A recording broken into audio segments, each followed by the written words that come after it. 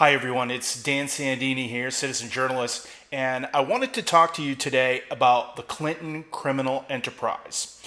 There's been an indictment by John Durham against Michael Sussman, and the problem with this is that this indictment is quite complex. The Clinton criminal enterprise is quite complex, and so how do we get our minds around all of these different players, all of these different organizations, and all of these different interactions?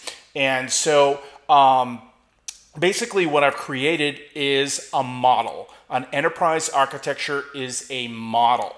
And you can see the model up behind me now. And so basically what we're going to do with this model is to be able to try and understand the enterprise entirely. Who is Michael Sussman? What is his relationship to Hillary Clinton? Michael Sussman is Hillary Clinton's attorney. And how is John Durham using the information that's available to him? The information is represented in the flows on the diagram. And so what I'd like to do is walk you through this diagram very quickly here, just in this intro, to kind of familiarize you with this enterprise architecture that I'm building for the Clinton criminal enterprise. And so let's get right to it. So this is the enterprise architecture for the Hillary Clinton criminal enterprise. And inside of each one of these bubbles, you can see a person or an organization. For example, here we have Hillary Clinton, and down here we have Michael Sussman, who the indictment is against. And then inside these boxes, these blue dotted line boxes, are associations. So everyone, for example, inside of this box right here that you can see is a client of Perkins and Coy, which is down here inside of these boxes. And here you can see the head of Perkins and Coy, Mark Elias, who was also, I believe he was the chief of staff for the Hillary Clinton campaign. And then the person who the indictment is against, Michael Sussman. So perhaps if I was going to draw it again, I would have him in the middle. But just to give you an example, I'm just giving you examples here, and I want to take you through the entire diagram. But I want to show you what you're looking at, and I'll post the entire diagram so you can take a look at it yourself. Here's some examples, some other people in the diagram. John McCain down here, and up in the right-hand corner here is Donald Trump. And what the indictment is really all about is this red connection. These red connections are communications or products or showing different meetings or however people are connected. But the entire indictment is about a Russian bank called Alpha Bank, which you can see right here, and the belief that they were having a nefarious connection to the Trump organization, which is over here. And so you can see that connection.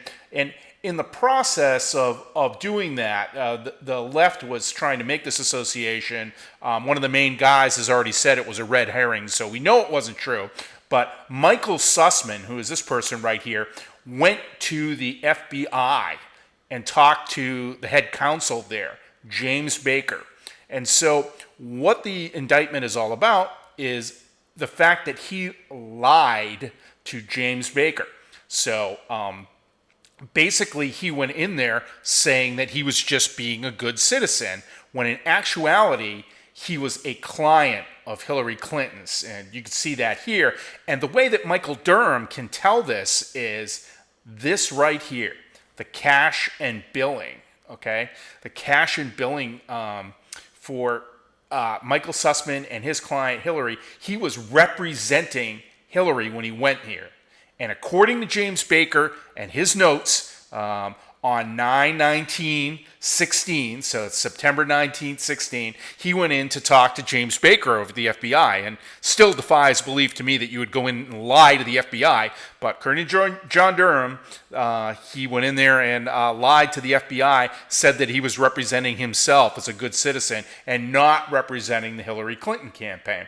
And he did it again inside of a second agency that I'm actually making an assumption here that it was the CIA that he went to, and he tried to shop it over there as well and lied there as well. And he did that on February 9th, 2017. And so this is the actual violation that he committed.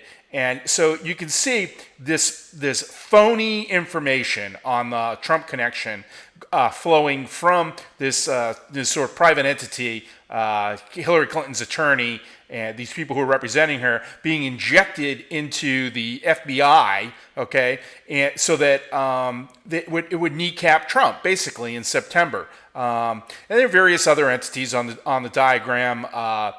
Here you can see John McCain. Jane Carroll had pointed out to me that I should put John McCain on the diagram. That's great. We'll talk later about the relationship to Christopher Steele and Fusion GPS. But basically, this diagram gives you a place where you can keep all of this information.